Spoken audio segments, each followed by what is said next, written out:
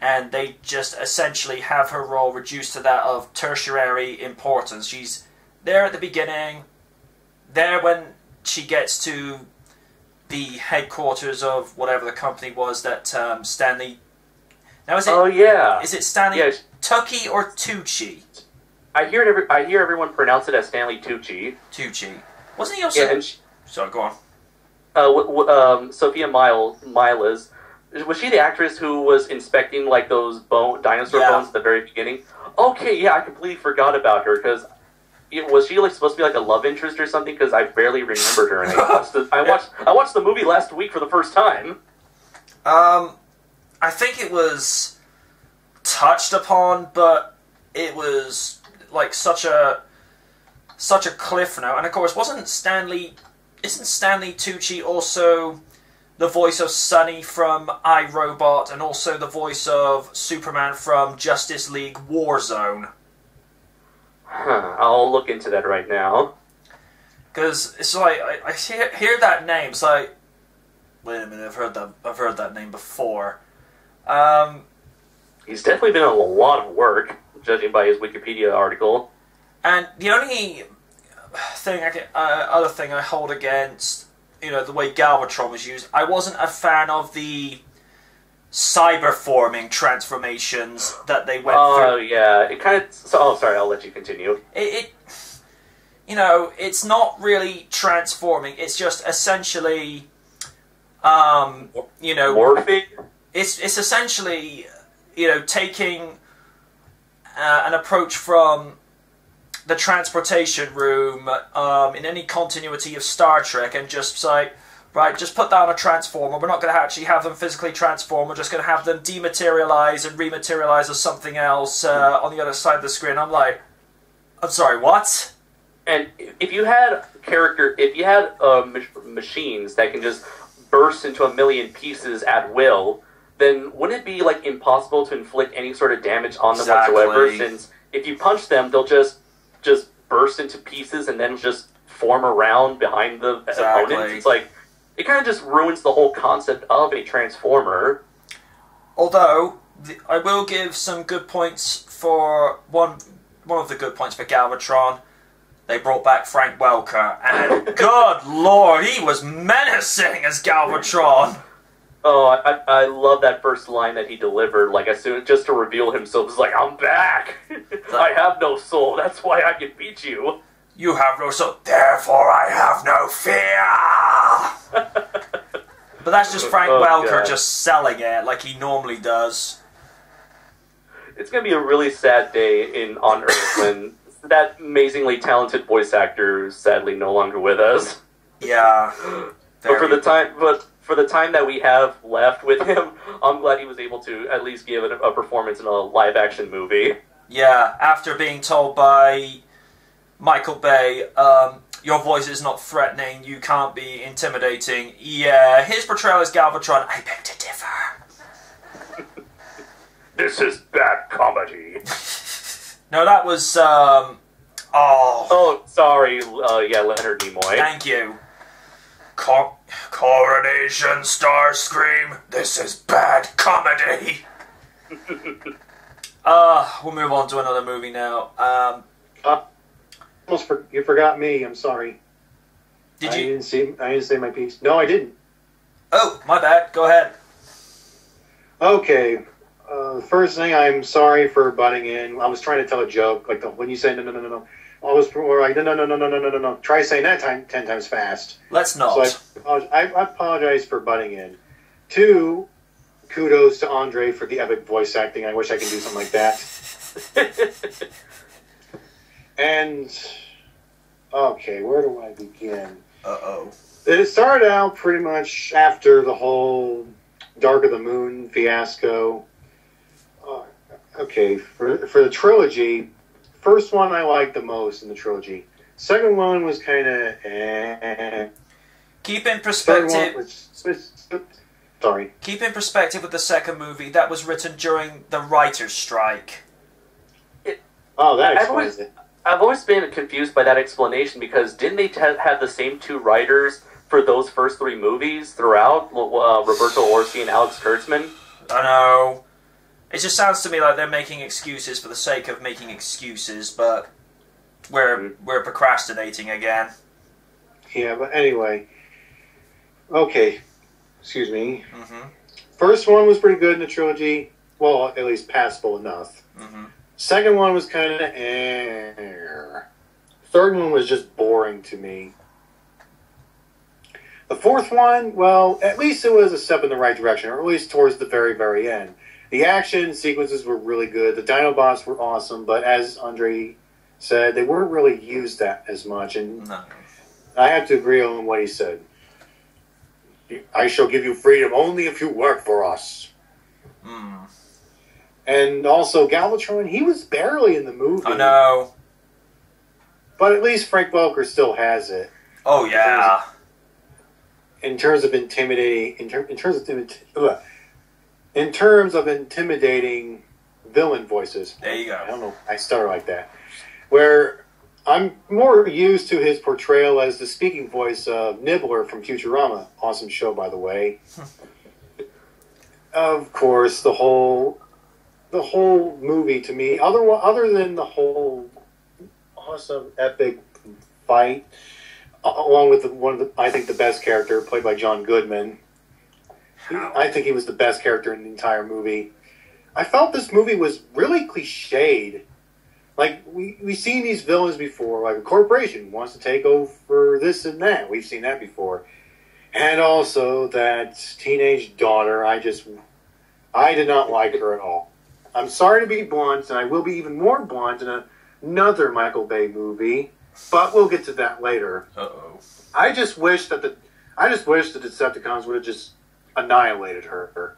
But unfortunately, at least they annihilated the annoying comic relief sidekick. I was just about to get to that.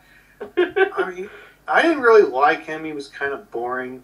If they kept him, he would have gotten better. But no, we're stuck with the kids, and I just wish that teenage girl would have been blasted early in the movie because she was annoying. She got in the van, didn't get out, even though it was painfully obvious for her to just get out of the stupid van. I was like, get out. Even when I was watching, I was yelling at my computer screen. I have it on my computer, by the way. I was like, get out of the stupid van. It's not that hard. But no. And also about that stunt, the car stunt, how could it go out of the building and land perfectly on that ramp? Because lol. It's movie physics. Because lol, Michael Bay. Or how about Michael Bay logic? To be fair, in regards to the actress who played Tess, keep this in mind. She's not Megan Fox.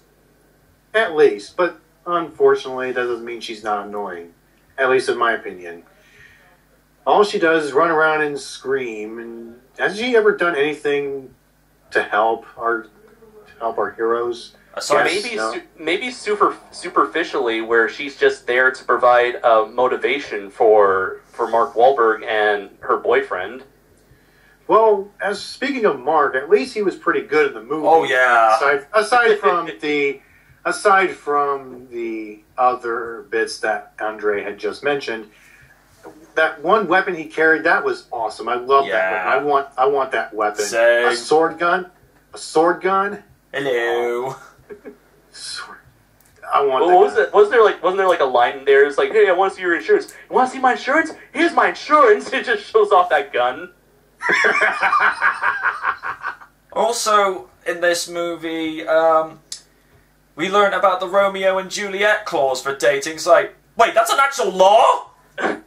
I find it kind of disturbing that they spend so much time as trying to justify why a legally adult man could possibly date an underage girl. They're like, what are you trying to say, Michael Bay? And he just goes, lol, Romeo and Juliet law. Wait, what?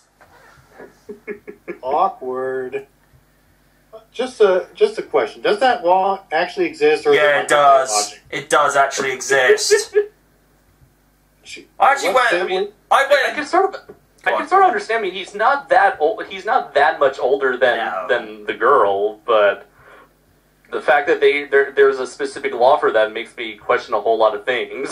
Because I remember looking up and thought, Wait, that is an actual law? That's not a movie thing? Okay. Awkward. Yeah. I wonder if it was the writer or Michael Bay or like the producer. I want to know who it was that went out of their way to research something like that to put in the movie. And why? It's probably best we don't even try to ask why. Good thought. Anyway, moving on. Let's see. What else was I missing? Well, Andre pretty much explained about the rest of the robots. When I heard what was that robot that was voiced by Ken? I always had problem pronouncing his name. But anyway, he was pretty good, but he wasn't really used much. I was like, wait, is that Ken? What's his name from Godzilla? That's him, and it's his name is Drift. Ah. So that's his name. Okay, anything I'm missing? Oh, it's good to see Bumblebee again in that classic Camaro. Of course, I love muscle cars. Yeah. Although, when is he ever going to speak? Like, even like Transformers: The Ride at Universal Studios had him talking. He even spoke at the end of Transformers 1, but it was that was it. But anyway, in short, Transformers: Age of Extinction, it's heavily cliched. Even the government agent villain is cliched. And even the corporation is cliched, but on the bright side, at least the action scenes are pretty good in spite of the been there, done that explosion effects. Yeah. And the annoying girl who whines and screams and cries, even when they're on the cables that were connected to the I forgot what it's called now, but I always knew it as the Sears Tower. And she was just like, I know where I go back, I'm going back. Even though I was like, oh my gosh, someone just shoot her already, please. Also, she was that annoying to me. Also, Transformium. Cliche name. I don't know what's worse. I don't know what's worse, that or Avatar's Unobtainium. Yeah. Oh dear.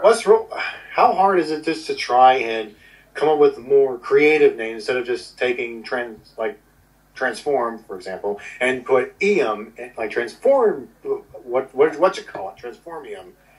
It just sounds lazy to me. Cybertronium?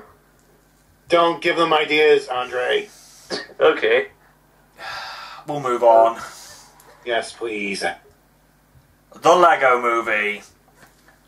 Finally. This, for me, is Movie of the Year. It had something for everyone. The jokes catered to so many people that loved Lego throughout the years, and Will Arnett made a decent Batman where he was somewhat serious and comedic at the same time, and everything is awesome! I love that song. Kaiju Noir. Oh boy, so Lego Movie. I wouldn't say it's one of the best movies of the year. Well, it is one of the best, but it's definitely the best animated movie I've seen this year. Yeah. It's incredibly imaginative. The movie really shows that the people behind this film had a lot of great care, respect, and animosity. Which has a lot of great care and a love and passion for the property itself. Because when I first heard that they were going to make a Lego movie, I just, I just had to, second guess. I'm like, wait, what? Huh? Yeah. I was just scratch my head. I was like, wait, why? But then you can clearly see that the main aspect of Lego, it's all about creativity and just building it's all about creativity and imagination.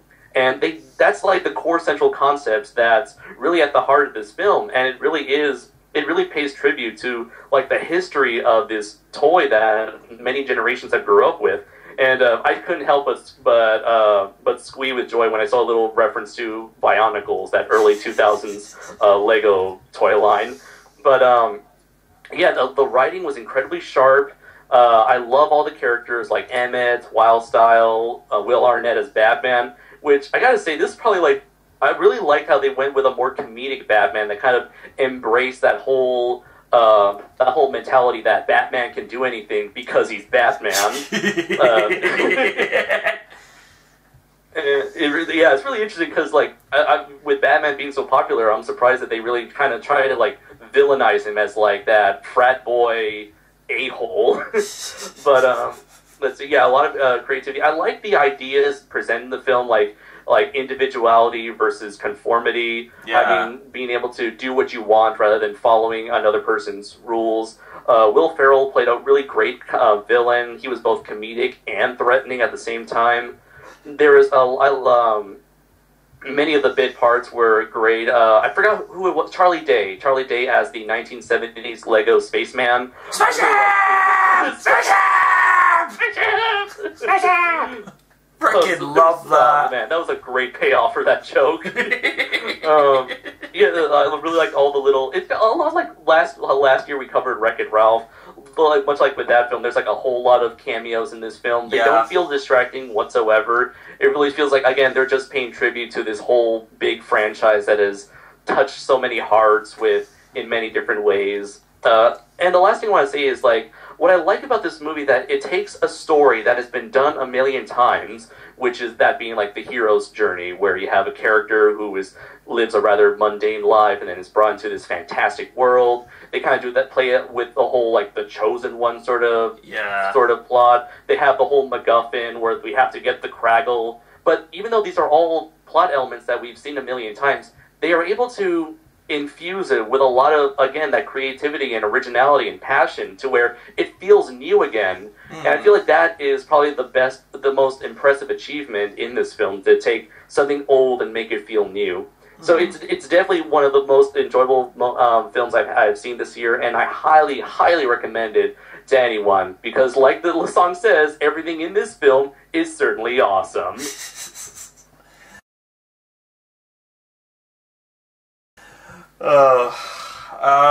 Phoenix. First and foremost, I apologize again for butting in. Stupid habit. I'll try not to do it in the future. And as for the Lego movie in general, I thought it was hilarious. And it's just one thing I always liked was how Batman was being like, I'm Batman. I'm awesome because I'm Batman. and he points out the cliches, and they happen anyway. Like, for that one moment, I'm a big Star Wars nut, by the way. Like, what is this? We're going to get a hyper gun. Oh, no. And next thing you know, the Star Wars theme plays, and Millennium Falcon shows up. And I think you even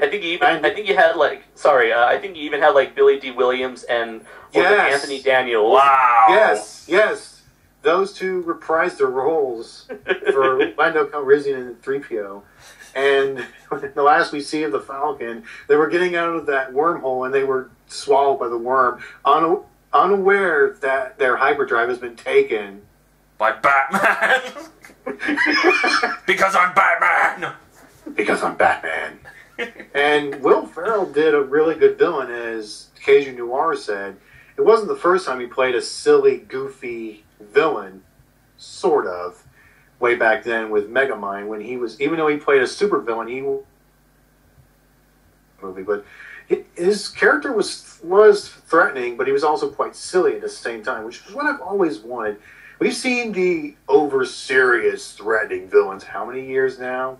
Lost count. Yeah, like as much as I like Guardians of the Galaxy, Ronan the Accuser, he was certainly a very boring, super serious villain. Well, in my opinion, he was actually pretty badass, and he was really, really threatening, but we'll get to that pretty soon, eventually. But anyway, I digress.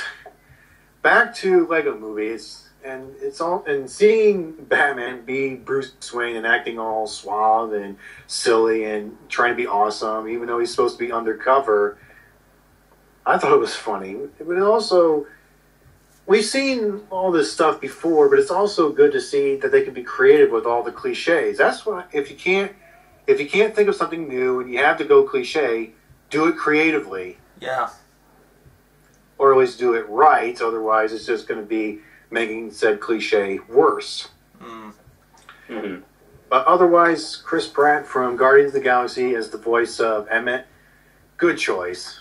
Because Emmett was full of energy. And he's just that guy you just want to be with, or at least have a drink with. And I'm not talking about alcohol because I don't drink. Me neither.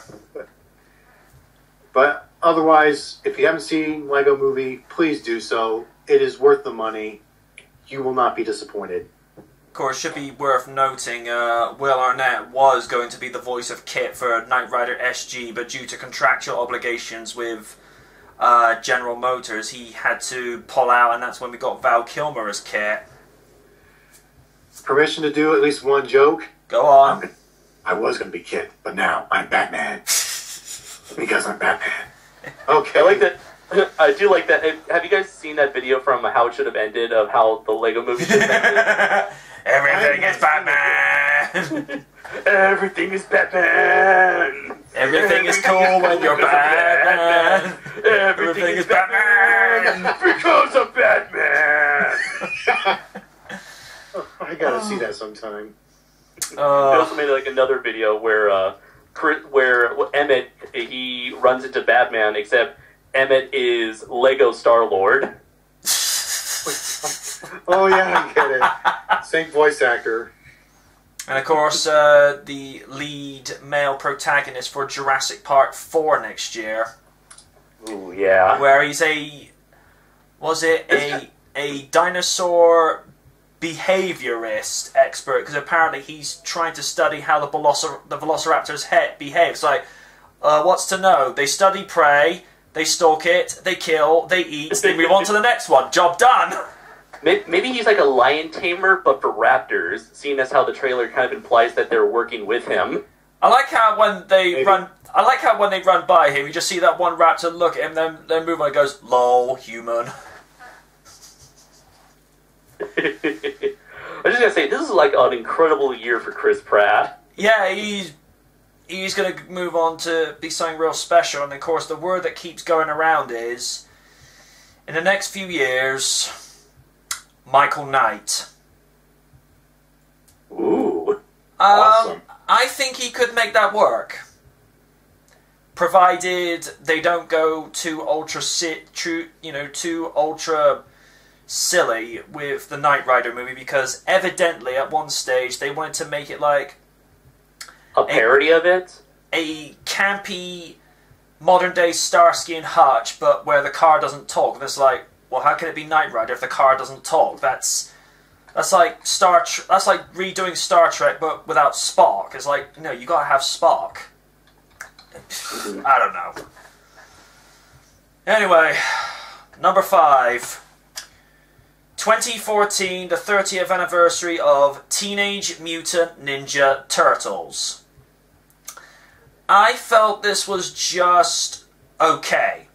Visually, it's a very good movie, but story-wise, it felt rushed and ended too quickly. Shredder was played down, which, by the way, Darth Skeletron, you're welcome. Too much, and it centered... I will destroy the turtles! I gotta remember that name. Darth Skeletron. And it centered way too much on Eric Sachs as the main antagonist. Megan Fox did a much better job than I thought she would do as April O'Neil, with the story that the Turtles and Splinter were her pets 15 years ago, and that's why Splinter remembers her along with the name she gave them.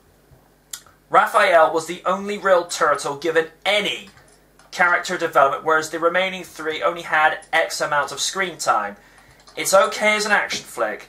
Is it as good as the original from 1990? I say no, but it's not our Turtles movie. It's this generation's. Whether they would feel the same about the original movie, that's entirely up to them. But TMNT 2014, it's just a pass. Phoenix. Oh boy, I've been dear. waiting to do this for a while, and I'm sorry to be blunt, but I did not like this movie. I think it's a stinker. And speaking of stinker, they had to put a fart joke in it from Michelangelo. Oh. Yes. Fortunately, the explosions have been played down. Thankfully. Unfortunately, this movie is much more cliched than Transformers Age of Extinction. The villains were cliched.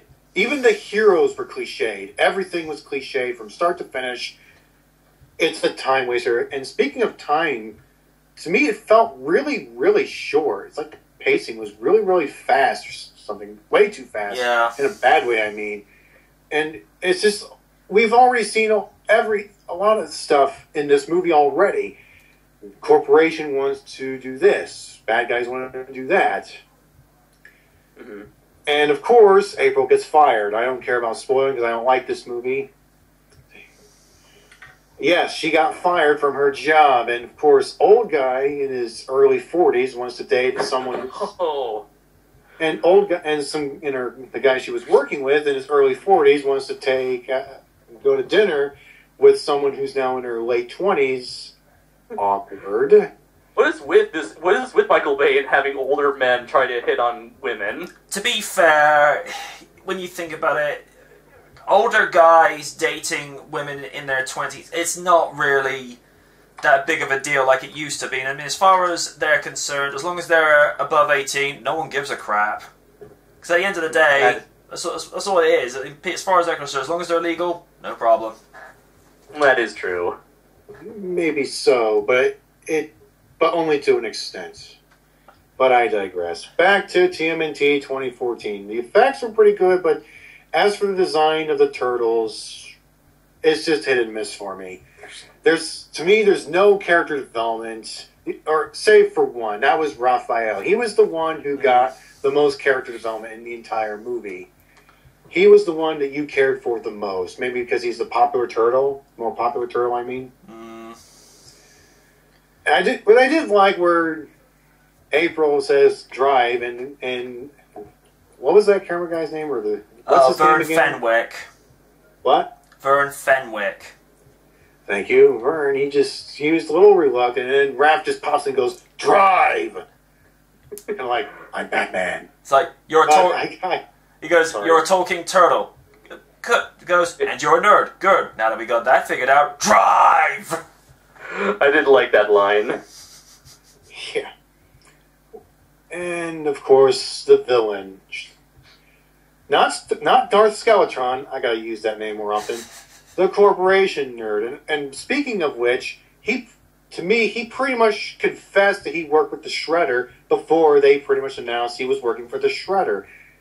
If you remember, he pretty much told about how he was with a group of people from Japan. Mm-hmm. Of course, for those who are even guessing, it's the Foot Clan. It's right there on the wall. I'm not making this up. It's right there on the wall. He's basically confessing it to the audience. And then later it's like, oh, he's working for the Shredder. Like, I knew that. He pretty much confessed it. He worded it differently, but he confessed it. So, in short, at least the fight scenes were pretty good, but Darth Skeletron, aka Shredder, barely had screen time. Karai was, they did say that her name was Karai, but she barely had screen time. I don't know what to make of her, but this film, heavily cliched. At least Megan Fox did a little better. Yeah. It's not saying a lot, at least in my opinion, but heavily cliched from start to finish. Big time waster. Don't watch it. I don't like this movie. I give TMNT 2014 2 thumbs down. Ew. The things that I wasn't particularly a fan of, I mean, did they really need to overemphasize all of the tools and gadgets on Donatello? I mean, what would have sold it better is take off these data and solar panels off of his belt and just give him the spectacles and maybe like a couple of tools on his belt. You know, it's like, okay guys, we get it. He's a nerd. You know, you don't need to, over exaggerate something when less would have been more. Has to be said with Whoopi Goldberg. Take her out of the movie, would you have noticed any change in the story at all? Nope. For such a relatively well-known actress, she really was kind of like useless in the overall. There was really no need to have like that big of an actress for that small of a role. No. I mean, like, I guess in some films, if you had like a bunch of A-lister actresses, have actors having a bit of cameos here and there, but this didn't really feel like a cameo rather than just a pointless addition. Also, I like some of the little nods to the original 80s cartoon where Shredder, obviously uttering this in Japanese and a subtitle on the screen goes, where he just simply goes, "Tonight I will dine on turtle soup," and I thought, I'm thinking of you there, James Avery. Rest in peace. Right in the right in the childhood. We'll miss you, Uncle Phil. Yeah. And there's one bit where, you know, Will Arnett as Vern Fenwick says, "So what are they supposed to be? Heroes in a half shell?" And at that point, I'm in the cinema just face palming, just going, "No, dude, no." Yeah, you're trying a bit too hard when you're just being that blatant. But you know, in regards to the fart joke, Phoenix, it's a Nickelodeon movie. Good point.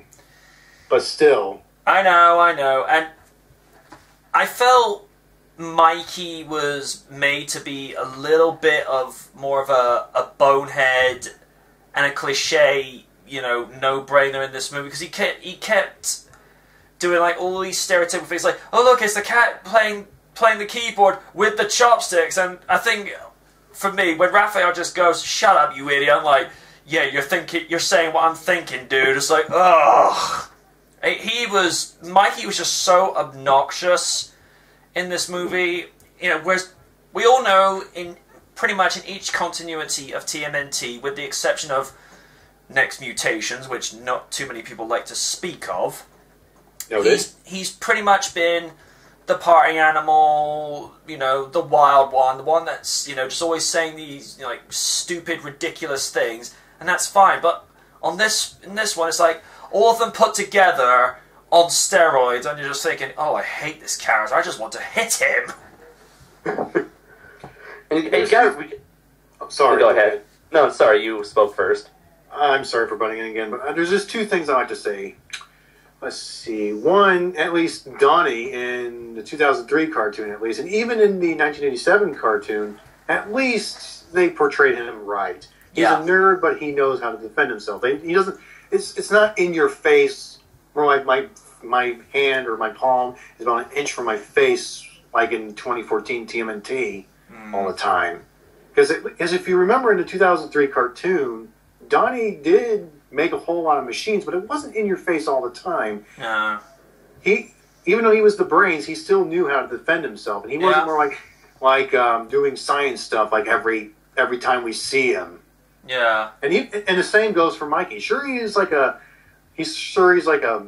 brat boy, man child kind of guy. At least in the 1990 movie, or at least the trilogy, even if you want to count the third movie in the live-action series, and even the 2007 CGI movie, at least he wasn't always like that. Oh, no. I'm talking... Because even in the 2003 cartoon, even in the movies I mentioned, he wasn't... He was like the guy who likes to brighten the mood. He knew when to be serious and help his brothers when they need him most. I think what killed it for me with his character was when they were doing the credits at the end of the movie, and they're jumping from rooftop to rooftop, and then he goes to this billboard and then starts squeezing the front of this Sears catalog model, and Raph has just got his face in his hand. It's just like, oh, yeah. Like I said, that killed it for me. But we're just padding out, and Kaiju Noir has been extremely patient. So, dude, go to town with this one. Please.